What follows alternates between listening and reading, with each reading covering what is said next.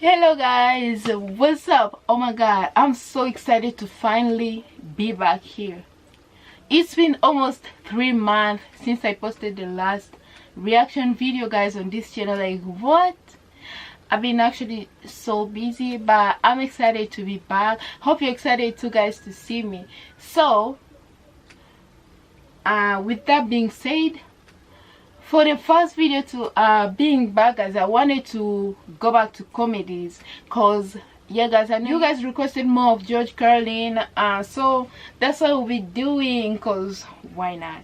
He's amazing, he's great, so we need a laugh. Everyone needs a laugh once in a while, all the time actually. Everyone needs a laugh, okay? So yeah, good to be back, guys. Good to see you guys back, and let's get to it. So we'll be reacting to George Carlin on airlines and flying. That would be interesting. All right.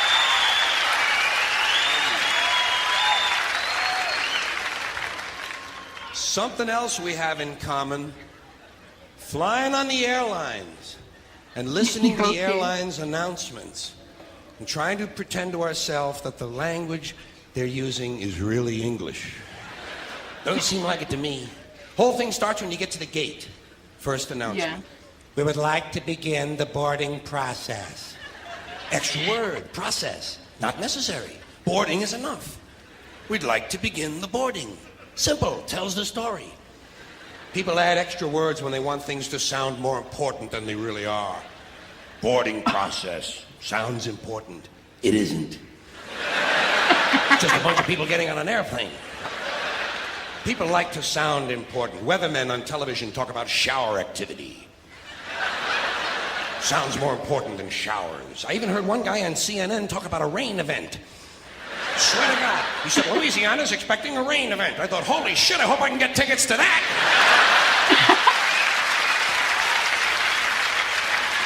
Oh wow. Emergency situation.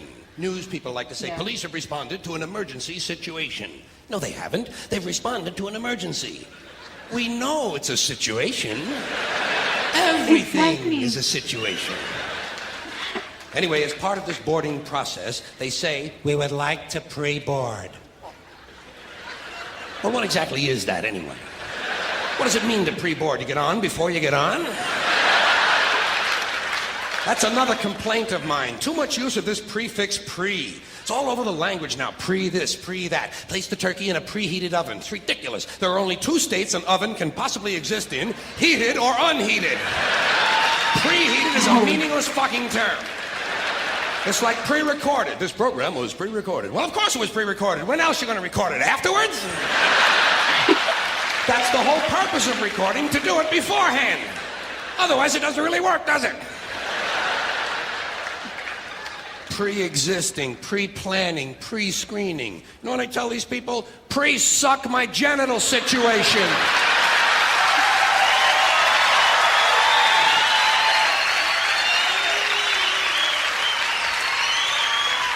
And they seem to understand what I'm talking about. Anyway, as part of this pre-boarding, they say, we would like to pre-board those passengers traveling with small children. Well, what about those passengers traveling with large children? Suppose you have a 2-year-old with a pituitary disorder. You know, a 6-foot infant with an oversized head. Kind of kid you see in the National Enquirer all the time. Actually, with a kid like that, I think you're better off checking him right in with your luggage at the curb, don't you? Well, they like it under there. It's dark. They're used to that. About this time, someone is telling you to get on the plane. Get on the plane, get on the plane. I say, fuck you, I'm getting in the plane. In the plane. Let Evel Knievel get on the plane. I'll be in here with you folks in uniform. There seems to be less wind in here. They might tell you you're on a non-stop flight. Well, I don't think I care for that. No, I insist that my flights stop. Preferably at an airport. It's those sudden, unscheduled cornfield and housing development stops that seem to interrupt the flow of my day. Here's one they just made up. Near miss. When two planes almost collide, they call it a near miss. It's a near hit. A collision is a near miss. Look, they nearly missed.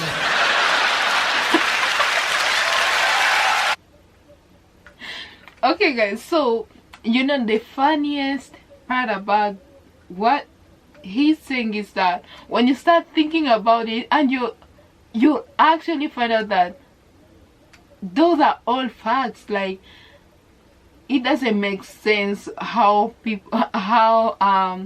all these airports speak all those English. Like, they add more words to what they're saying. Like he was saying, you start thinking that actually that's true. Like, why can't they just say this?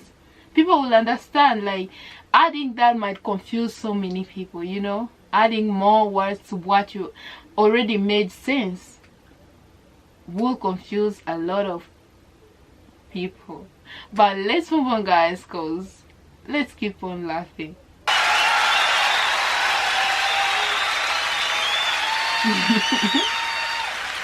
He's amazing. But not quite. They might tell you your flight has been delayed because of a change of equipment. Broken plane. Tell me to put my seat back forward.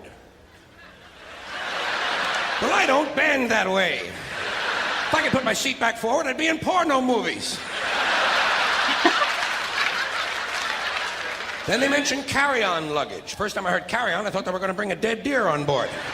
I thought, what the hell do they need with that? Don't they have the little TV dinners anymore?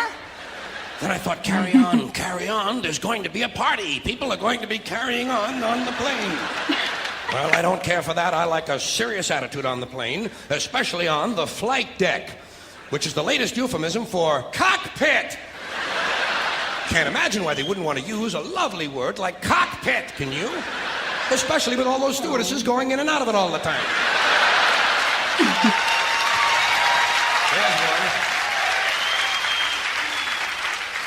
There's a word that's changed, stewardess. First it was hostess, then stewardess, now it's flight attendant. You know what I call them? The lady on the plane. Sometimes it's a man on the plane now. That's good, equality. I'm all in favor of that. Sometimes they actually refer to these people as uniformed crew members. Uniformed, as opposed to that guy sitting next to you in the Grateful Dead t-shirt and the fuck you hat. Who's working on his 9th little bottle of Kahlua, I might add. As soon as they close the door to the aircraft, that's when they begin the safety lecture. I love the safety lecture. This is my favorite part of the airplane ride. I listen very carefully to the safety lecture, especially that part where they teach us how to use the seat belts. Imagine this. Here we are, a plane full of grown human beings, many of us partially educated, and they're actually taking time out to describe the intricate workings of a belt buckle. Place the small metal flap into the buckle. Well, I asked for clarification at that point. Over here, please. Over here. Yes, thank you very much. Did I hear you correctly? Did you say place the small metal flap into the buckle, or place the buckle over and around the small metal flap? I'm a simple man. I do not possess an engineering degree, nor am I mechanically inclined. Sorry to have taken up so much of your time. Please continue with the wonderful safety lecture. Seatbelt. High-tech shit. The safety lecture continues. The next thing they do, they tell you to locate your nearest emergency exit. I do this immediately.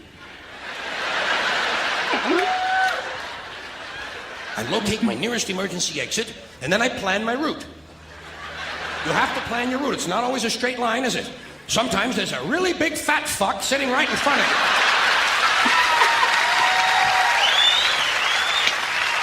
Well, you know you'll never get over him. I look around for women and children, midgets and dwarfs, cripples, war widows, paralyzed veterans, people with broken legs, anybody who looks like they can't move too well. The emotionally disturbed come in very handy at a time like this. You might have to go out of your way to find these people, but you'll get out of the plane a lot goddamn quicker, believe me. I say, let's see. I'll go around the fat fuck, step on the widow's head, push those children out of the way, knock down the paralyzed midget, and get out of the plane where I can help others.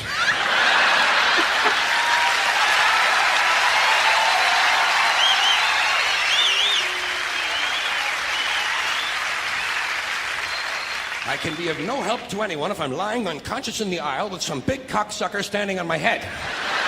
I must get out of the plane, go to a nearby farmhouse, have a Dr. Pepper, and call the police.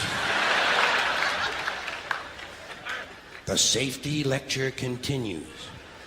In the unlikely event, this is a very suspect phrase, especially coming as it does from an industry that is willing to lie about arrival and departure times.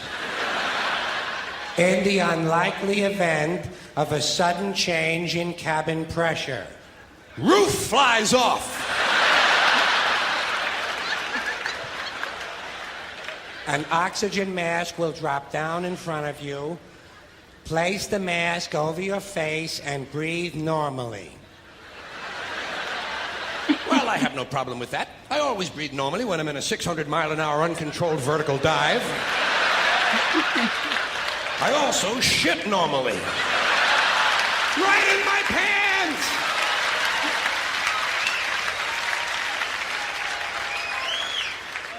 They tell you to adjust your oxygen mask before helping your child with his. I did not need to be told that. In fact, I'm probably going to be too busy screaming to help him at all. This will be a good time for him to learn self-reliance. If he can program his fucking VCR, he can goddamn jolly well learn to adjust an oxygen mask. Fairly simple thing, just a little rubber band in the back is all it is. Not nearly as complicated as, say, for instance, a seatbelt. The safety lecture continues. In the unlikely event of a water landing,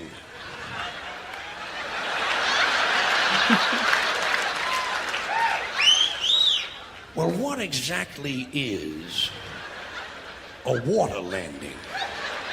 Am I mistaken, or does this sound somewhat similar to crashing into the ocean?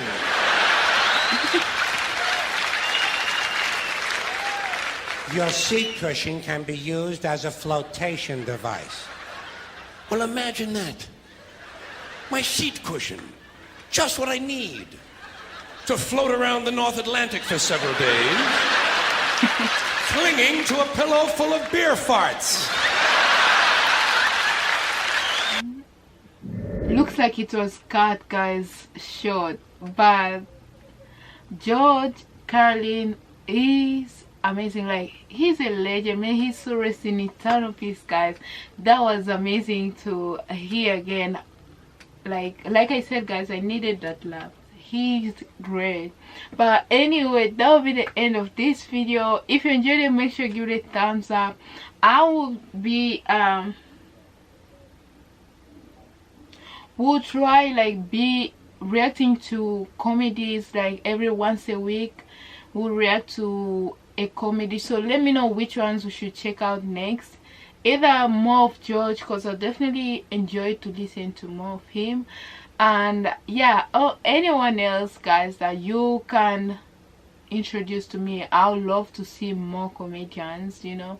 But anyway, if you enjoyed it, make sure you give it a thumbs up, and if you're new and you haven't subscribed, don't forget to hit that subscribe button, guys. On the road to 20k, and it will definitely mean the world to me if you help me get there 20k, and turn on post notifications so you get notified anytime I upload any new videos. Follow me on my Instagram, guys, to keep up with me, and I do have a vlog channel. For those who do not know, I'll be dropping videos there this week, Saturday, so make sure you check it out, and I'll see you in my next video. And deuces.